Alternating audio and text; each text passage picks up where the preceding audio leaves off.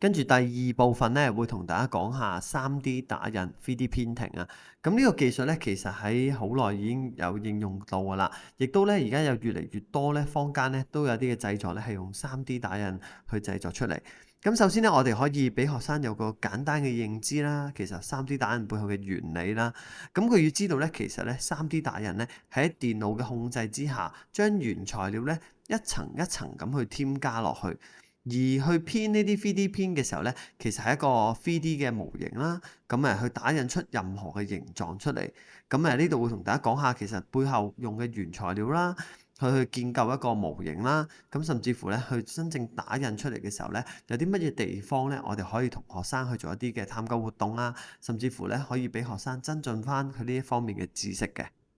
咁 3D 打印咧，其實有3個大嘅種類啦。隨住科技嘅進步咧，其實亦都會有好多新嘅唔同嘅元素都會加咗落去。其實大家都可以簡單俾學生認知下，其實 3D 打印佢有咩嘅原理啦，有咩嘅方法。咁呢啲咧都係我哋加入一個 3D 打印課程嘅時候咧，可以涵蓋到嘅元素。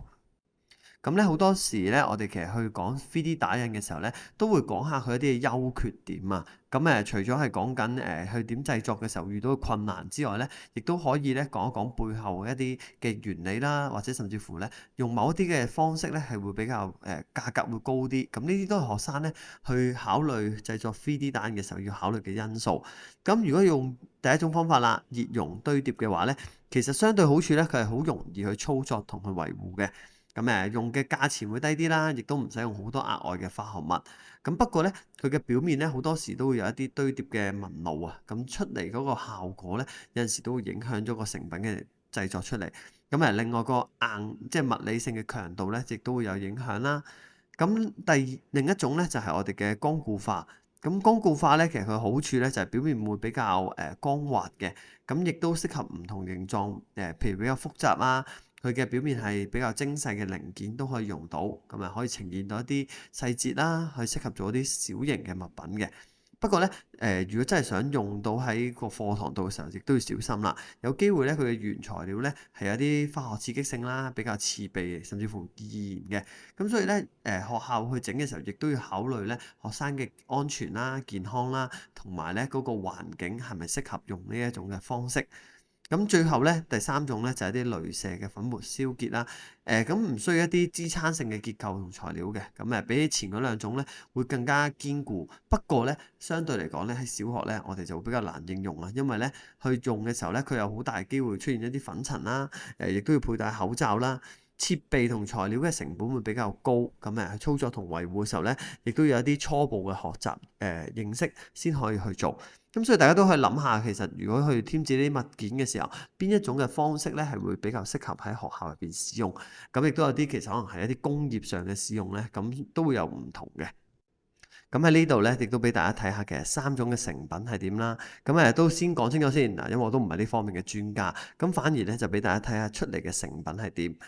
你會見到咧，其實精細度嚟講咧，SLA 或者 SLS 咧係會比較高嘅。而結構上啦，佢嘅強度咧，SLS 係會最高啦，而 SLA 咧就會相對係比較冇咁強。反而咧做啲細小啲嘅零件咧係會比較好。不過啦，我諗作為可能學校應用嘅話咧，操作難度咧 FDM 咧係會比較簡單容易嘅。另外佢嘅製作成本亦都比較低啦。出到嚟佢嘅設備嘅體積咧，其實相對於其餘兩種技術咧，佢個設備係會比較細啲。所以咧都會比較多應用咧，就係 FDM 呢個技術嘅。比較3種嘅成品咧，會見到 FDM 咧，其實比較常見嘅。亦都咧會見到佢上面咧會有啲比較細微嘅紋理啦。如果做一啲簡單嘅產品咧，其實好多時都會用到。但係咧，如果追求可能表面要光滑啲嘅話咧，咁就可能係啲光固化。不過咧，都相對咧少喺學校會用到呢啲原理啦。最後啦，就係一啲粉末嘅燒結啊。頭先講過 SLS 咧，就相對嚟講咧，佢嘅門檻比較高。佢出到嚟咧係可以有啲磨砂嘅質感嘅。但係相對佢嘅成本啦，同埋嗰個製作嘅難度咧，就比起其餘兩種咧會高好多啦。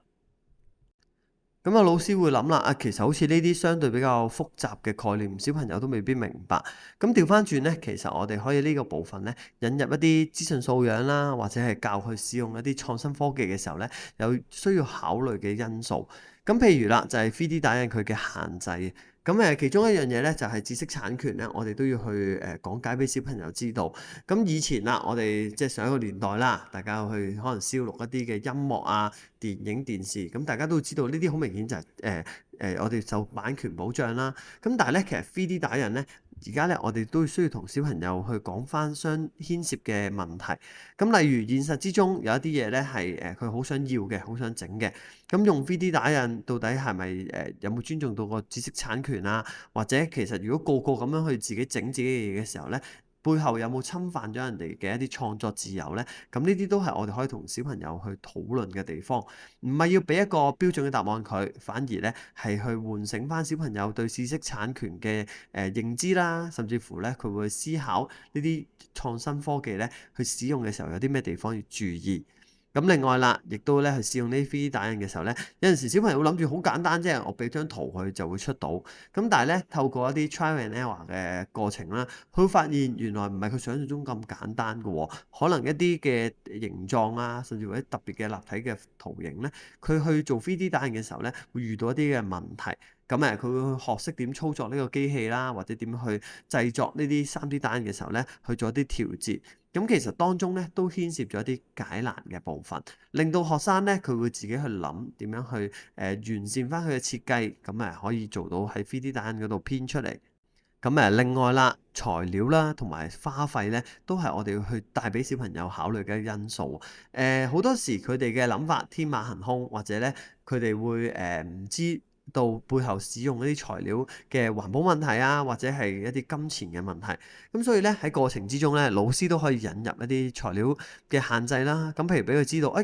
材料咧係有限嘅喎，甚至乎咧佢唔能夠大規模咁使用好多嘅材料去製作一件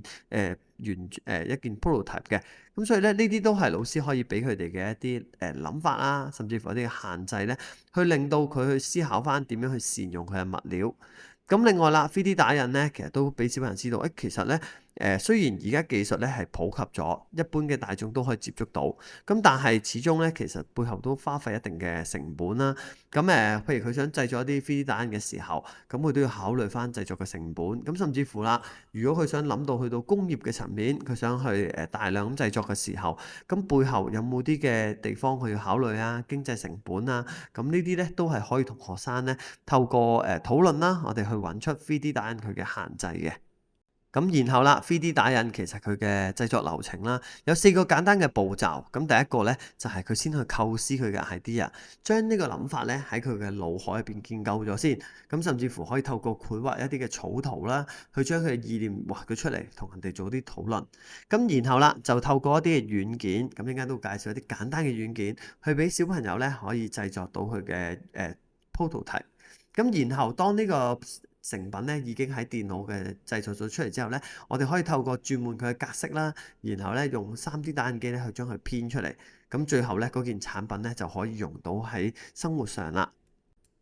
咁咧，同工可能就會諗啦，如果真係想將 3D 打印咧加落我哋嘅課程入邊，咁好多時可以用啲乜嘢嘅軟件係會比較簡單容易咧？咁呢度咧會簡單分享一個咧叫做 Tinkercad 嘅工具。咁可能有唔少同工都聽講過嘅。咁點解會比較容易用咧？咁第一咧，我哋自己去接觸嘅時候咧，第一就係佢唔需要安裝個程式。或者安裝一啲嘅軟件落去你部電腦度，咁變相小朋友其實佢翻到屋企，佢可以用自己嘅電腦登入翻網頁版嘅 Tinkercad 咧，其實佢都可以製作到佢嘅工作啦。第二就係其實咧佢係支援喺雲端嘅，咁所以咧變相佢嘅成品咧，其實佢翻到屋企佢唔使去開一啲嘅 file，咁其實佢只要登入翻佢嘅 Tinkercad account 咧，其實已經可以用得翻噶啦。咁甚至乎咧，第三個好處咧，就係佢可以將個檔案咧，好容易咁去分享俾佢嘅同學啦，甚至乎去提交俾佢嘅老師。咁交俾老師，咁老師其實只要去創建一啲班級啊、班房咧，其實已經可以咧收集到，甚至乎睇到學生嘅創作。咁變相咧就減省咗一啲收功課啊或者提交上嘅困難。更加重要咧，就係其實畫面上咧，Tinkercad 都比較順暢嘅。可以俾學生用嘅時候咧，唔需要話用一啲好勁嘅電腦，已經可以用到呢個軟件㗎啦。咁先講下點樣登入先。登入 Tinkercad 咧，其實可以用學生嘅自己 account 啦，又或者咧，如果學校咧係有幫學生去建構呢個 Google account 咧，佢用 Google account 已經可以登入到噶啦。而各位如果係想建構一個班房或者有班級俾學生咧，你可以先用咗學校嘅 Google account 啦，以 educator 嘅身份咧登入咗先。咁咧，如果你入咗之後咧，你就可以喺入邊咧揀選你嘅班級噶啦。咁喺 Tinkercad 入邊咧，其實喺 design 嗰度咧，可以揀到唔同嘅設計啦。咁其中譬如如果整 3D 圖咧，你就可以揀 3D design 嘅。circuit 啊或者其他 board 嗰啲咧就唔使用到嘅。咁所以咧，你可以教你學生咧用 3D design 咧去整佢嘅圖檔。咁一開始咧，可以為佢嘅project 啦去做翻個命名啦。咁譬如你想用嘅班級學號，或者你嗰個係唔同嘅課堂咧，咁可以咧喺左上角嗰度咧幫嗰個 project 咧做咗個命名先。然後啦，就同大家介紹下咧 Tinkercad 嘅界面啊。咁喺左手邊咧，大家會見到咧，其實就係一個鏡頭嘅控制。呢個咧係好需要同學生去講清楚，因為咧好多時咧佢擺咗啲3D 嘅 object 落去之後咧，其實佢會揾唔翻到底佢睇緊嘅係邊一個面向。咁所以咧，我哋可以透過鏡頭控制咧，去幫學生調節翻到底佢睇緊嘅邊個方向啦。當中亦都可以用呢個鏡頭控制去做 zoom in zoom out 啦。或者咧幫佢揾翻到底係 top view 啊、front view 定係唔同嘅面。咁而中間咧就係佢嘅工作列啦。咁用家咧可以將唔同嘅立體咧擺落去。咁所以你會見到咧喺右邊咧就有個物品欄。咁物品欄咧就係本身佢有一啲預設嘅立體圖形啦，係可以俾你加落去嘅。咁呢度咧都分享少少經驗啊。好多時咧，譬如教數學嘅時候咧，我哋都有啲英數嘅結合啦，即係用英文去俾學生學習某啲嘅數學嘅詞彙啦。咁特別好多時老師都會講關於立體圖形嘅英文嘅。咁呢度亦都係一個好嘅契機啦，去俾大家咧去俾小朋友去學習下唔同立體圖形嘅英文名啦。咁你話我唔需要喺呢度加入英數嘅部分嘅，咁你都可以切換翻做繁體中文，咁就會操作上咧會容易啲。而喺使用上咧，亦都強烈建議大家咧係俾滑鼠小朋友去使用啊，因為咧其實佢除咗如果用 touchpad 嘅話咧，某部分嘅功能咧喺用嘅時候會冇咁方便。咁例如啦，如果你有滑鼠嘅話咧，喺旋轉嘅時候只要佢撳住 Control 啦，然後滑鼠嘅左鍵咧已經可以旋轉到唔同嘅角度望過去啦。而如果要將一件物品或者將佢成個視點平移嘅話咧，咁佢撳 Control 加 Shift。再撳滑鼠左邊咧，可以將成個視點咧就橫移，甚至乎上下移動啦。而用滑鼠嗰個滾輪咧，係可以方便到佢去縮放，咁佢就唔使下下撳左手邊個加減掣啦。頭先講過，透過切換唔同嘅鏡頭角度咧，係可以俾學生睇到佢嘅製成品喺唔同嘅角度望過去係乜嘢方向。咁當然佢可以透過左鍵咧去做一個旋轉嘅。咁但係咧鏡頭嘅角度咧，佢就會係比較正面咁去望到。咁所以咧有陣時都可以教學生咧去利用呢個鏡頭角度咧，咁就唔使扭得咁辛苦，或者當佢揾唔翻件物件轉到邊個方向嘅時候咧，咁可以透過鏡頭角度揾翻件物件嘅。頭先講過啦，其實咧可以去睇翻最初嘅鏡頭角度咧，就撳最頂嗰個屋仔啦。而如果要聚焦喺某件選取嘅物件上面咧，就可以撳第二粒掣。而加同減咧，分別係代表縮放個鏡頭啦，zoom in zoom out 去睇嗰件製成品。而如果想切換做唔同嘅立體或者係平面嘅視覺咧，咁亦都可以透過最底嗰粒掣咧，就做一個切換。喺過程之中啦，除咗設計啦嘅元素咧，好重要，亦都有數學度量嘅範疇㗎。咁譬如個單位嘅切換啦，佢點樣去睇翻製成品係乜嘢嘅單位，係 mm 啊定係 cm 咧？咁其實咧呢度都可以同學生去強調翻個尺寸嘅單位，等佢咧去做一個調節，咁避免咧佢嘅製成品係過大或者過細，又或者咧當佢要去調節一啲比例嘅時候咧，佢除咗憑感覺去拉之外咧，佢亦都可以透過呢啲尺寸咧去知道一個準確嘅大小。咁同學咧可以喺物件欄嗰度咧揀選適合嘅立體圖形啦，並且將佢拖拉去到工作平台嗰度咧，就進行更改佢嘅長、闊同埋高。咁亦都咧可以做一啲旋轉嘅動作去改變佢嘅方向啦。咁另外咧，亦都可以喺個物件屬性嗰度咧，透過改變佢係 solid 啊，定係 whole 咧，咁去做唔同嘅。咁譬如本身係 solid 嘅話，如果你喺一個正方體嘅 solid 上面加一個圓柱，咁但係你將佢轉為 whole 嘅話咧，咁佢就可以咧貫穿咗嗰個正方體，咁變相你嘅正方體上面咧就可以有個圓形嘅窿啦。咁物件欄咧，除咗一啲常見嘅立體之外咧，其實亦都咧可以俾你去匯入唔同嘅立體啦，甚至乎咧可以透過搜尋嘅功能咧，去揾翻你想用嘅立體圖形嘅。咁呢個咧都係方便學生咧，係去將唔同嘅立體咧組裝成為佢想要嘅立體圖案。咁譬如課堂上咧，可以做一啲好簡單嘅名牌設計啦。咁呢啲嘅名牌設計咧，其實亦都可以加入一啲校本嘅特色啊，甚至乎有啲價值觀教育可以加落去。咁例如可能今年嘅主題係堅毅或者係團結嘅時候咧，亦都可以喺個名牌設計嗰度咧加入呢啲嘅元素。當我哋引導學生咧係製作一啲立體圖形嘅時候咧，其實可以用加法同減法去引導學生。咁其實所謂嘅加法咧，其實就係用圖形去拼砌出你想要嘅圖案啦。例如你想整一個老鼠嘅圖案，咁咧可以用三角嘅圓形咧係去加起嚟變成一隻老鼠嘅圖案嘅。